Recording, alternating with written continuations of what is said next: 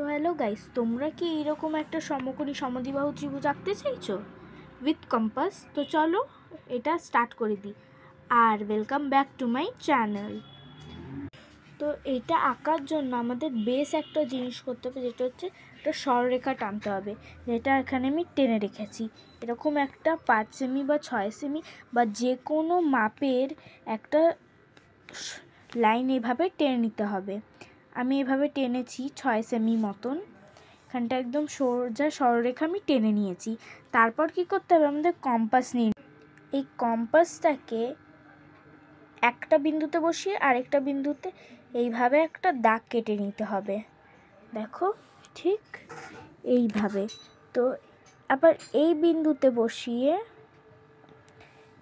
এইখানটা আমরা একটা দাগ টানবো।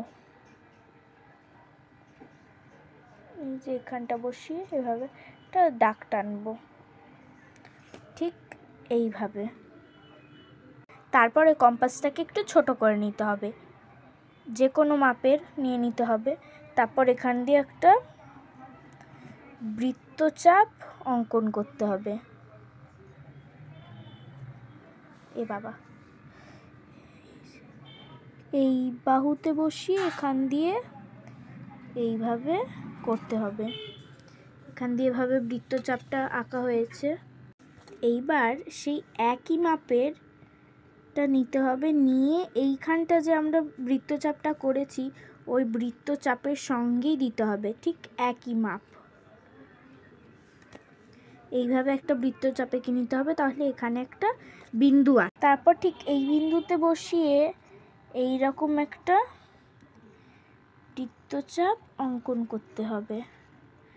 তারপরে এই যে উপরে ফার্স্ট বৃত্তচাপটা, ওখানে যে কোনো দিক দিয়ে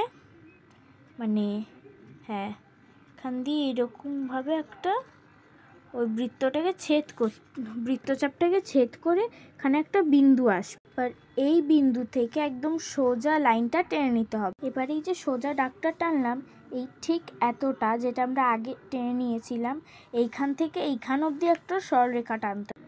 ব্যাস, এবার তৈরি হয়ে গেল আমাদের সমকোণী সমদ্বিবাহু ত্রিভুজ কম্পাসের সাহায্যে। ঠিক এইভাবেই তৈরি করতে হবে সমকোণী সমদ্বিবাহু। তো যদি এই ভিডিওটা তোমাদের ভালো লেগে থাকে তাহলে প্লিজ প্লিজ প্লিজ এই ভিডিওটাকে লাইক করবে এবং প্লিজ চ্যানেলটাকে সাবস্ক্রাইব করে দেবে। Bye bye.